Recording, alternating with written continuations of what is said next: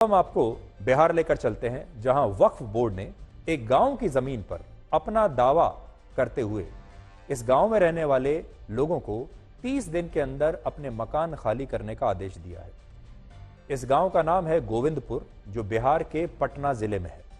इस गांव में रहने वाली 95% आबादी हिंदुओं की है और इस गांव में कई परिवार वर्ष 1910 से रह रहे हैं और इन लोगों के पास लैंड डीड्स के वो तमाम कागजात हैं जिनसे पता चलता है कि ये जमीन पिछले 114 वर्षों से इन्हीं हिंदू परिवारों के पास है।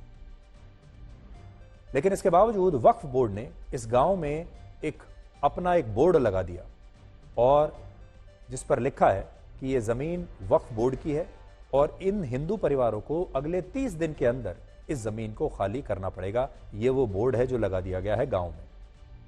वक्फ बोर्ड के इस नोटिस के खिलाफ गांव के लोगों ने पटना हाई कोर्ट में याचिका दायर की, जिस पर अदालत ने वक्फ बोर्ड से यह कहा कि अगर यह जमीन वाकई में वक्फ की है तो उसे हाई कोर्ट में इसके सबूत और बाकी के साक्ष्य पेश करने पड़ेंगे।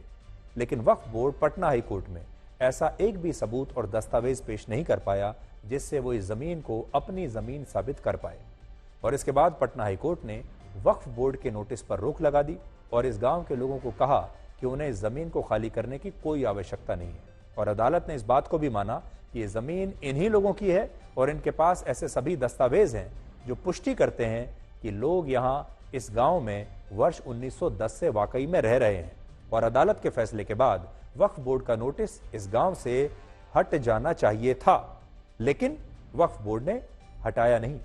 इस गांव के जिन लोगों को भी वक्फ बोर्ड ने उनके मकान खाली करने के नोटिस दिए, वो सभी लोग अब अंदर से बड़े डरे हुए हैं और कह रहे हैं कि आखिर इस देश में यह कानून कब और कैसे बना कि वक्फ बोर्ड किसी की भी जमीन को अपनी जमीन घोषित करके उस पर कब्जा कर सकता है।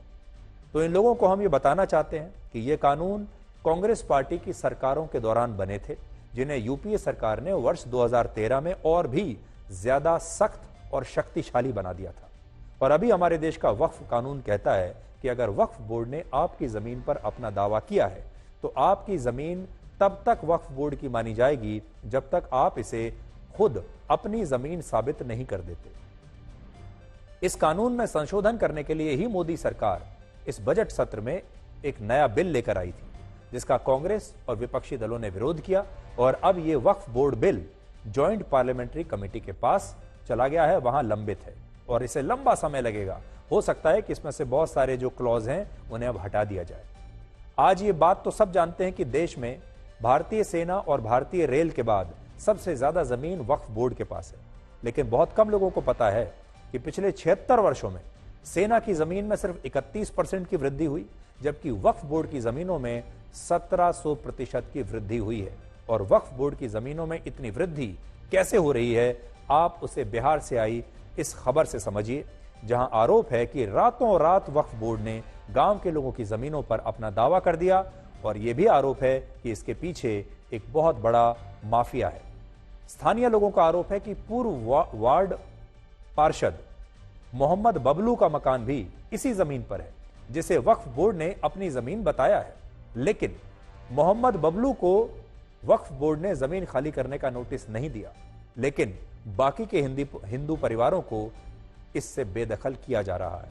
और आज हमारी टीम ने इस गांव में जाकर इन लोगों से बात की और हमें पता चला कि वक्फ बोर्ड के लोग अब आपकी जमीनों पर अपना दावा करते हैं तो लोगों को वो उर्दू में लिखे नोटिस देते हैं। और जब लोग ये कहते हैं कि क्या उन्हें हिंदी में इसकी एक कॉपी मिल सकती है, तो वक्फ बोर्ड इससे भी इनकार कर देता है। वो कहता है नोटिस भी आपको उर्दू में ही मिलेगा। यानी इस देश में वक्फ बोर्ड की एक अलग ही व्यवस्था और कानून चल रहा है, जिसे आप इस रिपोर्ट को देखने के बाद और अच्छी तरह से समझ पाएंगे।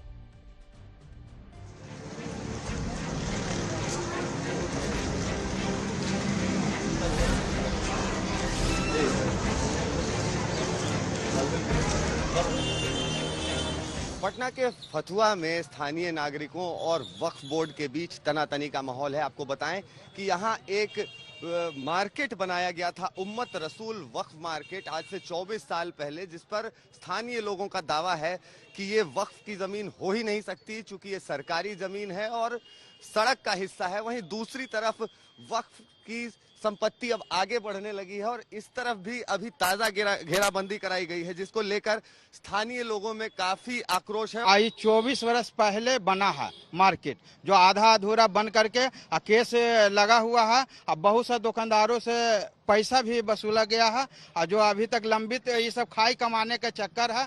कब्रिस्तान के नाम पे जो है जमीन को इंक्रोचमेंट किया जा रहा है और जमीन तो इंक्रोचमेंट इंक्रोचमेंट किया ही जा रहा है और ये लोग जो है भूमाफियाओं का ही काम कर रहा है और सिर्फ नाम है वक्फ बोर्ड का। और वक्फ बोर्ड का अगर है भी तो भाई वक्फ बोर्ड ये क्लियरिफिकेशन करे ना भाई कि आखिर जमीन उनको मिला कैसे।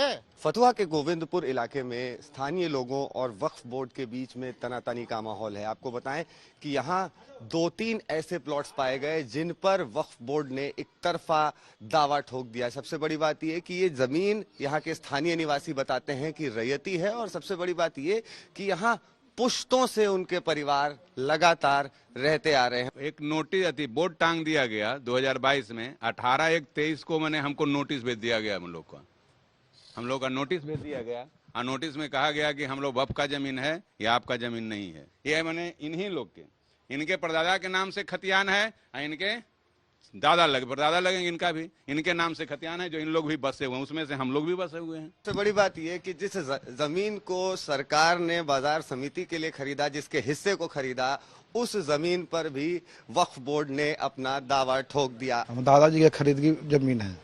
आपके दादा ने खरीदी थी जी। अच्छा। और उसके बाद से हम बाबूजी हैं, उसके बाद हम हैं, हमारा बाल बच्चा है, रह रहे हैं, किसी तरह का कभी कोई दिक्कत नहीं आया। लेकिन इधर 2023 में जनवरी में नोटिस आया कि वक्फ बोर्ड का जमीन है, खाली करके वक्फ बोर्ड को सुपुर्द कर दो। हम लोग को परेशान किया जा रहा है। बार बार कंप्लेन कर रहे हैं कि जमीन हमारी है। पहले तो जमीन बोले कि रहती जमीन है, फिर उसके बाद रसीद ट्रांसफर करके वक्फ बोर्ड में दे दिए, जबकि नगर परिषद से हम लोग के पास भी हुआ था। ये अपने रीजन में कोई बात, कोई काम होने नहीं दे रहा हम लोग का। ये जो बबलू मियाँ जो है 199 प्लॉट में जो बसा हुआ है, वक्फ बोर्ड ने इसको 15 ठोको नोटिस दिया है। इसको नोटिस क्यों नहीं मिला है? ये भी जमीन जो है वक्फ बोर्ड में किया हुआ है। और नहीं तो ये देखिए खतियान, ये 2 डिसमिल जमीन खतियान दिखा रही है। ये 2.25 डिसमिल रजिस्ट्री करवाए हुए अपने बीबी के नाम पर। ये देखिए, ये 2.25 डिसमिल रजिस्ट्री करवाए हुए है। ये चोट्टा तो वक्फ बोर्ड कहाँ है? सोया वक्फ बोर्ड है। सीओ को, एसडीओ को, डीएम को, सारे लोगों को हमने प्रशासनिक जो मदद होती है मैंने लिया। उसके बाद ये मामला आया, उन लोगों ने शायद जैसा कि कहते हैं कि हम लोग रजिस्ट्री करवा ली है। तो वक्फ की जमीन न ट्रांसफर की जा सकती है, न बेची जा सकती है, न गिफ्ट किया जा सकता है। Once a Waqf always a Waqf. एक बार जो वक्फ हो गया वो हो गया। तो ये जमीन वक्फ की है। बिहार से पहले तमिलनाडु में भी वक्फ बोर्ड ने इसी तरह से एक पूरे गांव की जमीन पर अपना दावा करके लोगों को अपने मकान खाली करने के आदेश दिए थे और तब भी इस पर बड़ा विवाद हुआ था। असल में ये एक बहुत बड़ी समस्या है जिसमें कई बड़े सुधार होने की आवश्यकता है और मोदी सरकार इस संबंध में एक नया बिल लेकर भी आई थी। लेकिन ये बिल अभी विपक्षी दलों के विरोध के कारण ज्वाइंट पार्लियामेंट्री कमेटी के पास चला गया, यानी अब ये ठंडे बस्ते में है। और सोचिए कितनी अजीब बात है कि कुवैत, सऊदी अरब, कतर, तुर्की, लेबनान, इंडोनेशिया और मलेशिया जैसे मुस्लिम बहुल देश अपने यहाँ के वक्फ कानूनों में लगातार सुधार लाने के लिए संशोधन कर रहे हैं, लेकिन धर्मनिरपेक्ष देश भारत में आज भी ऐसे सुधार करना आसान नहीं है।